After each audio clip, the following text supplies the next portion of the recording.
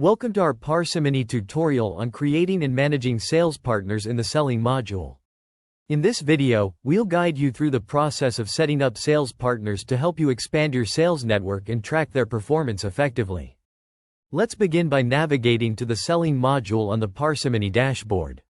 Click on Selling to access the tools for managing your sales processes.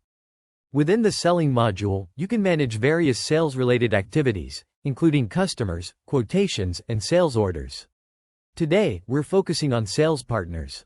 To create a new sales partner, click on the Sales Partner option.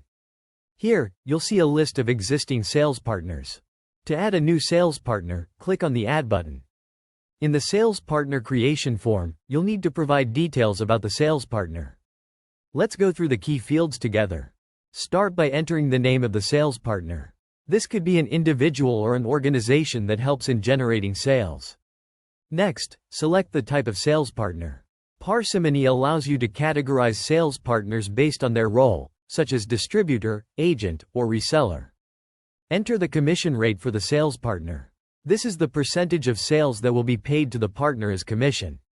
You can set different commission rates for different partners.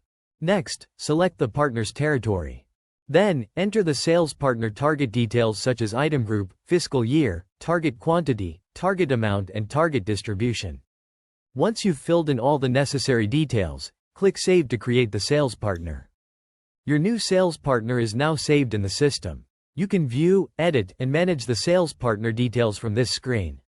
Excellent job! You've successfully learned how to create and manage sales partners in parsimony. Utilizing sales partners helps in expanding your sales network and incentivizing your partners to generate more sales. Thank you for watching this tutorial.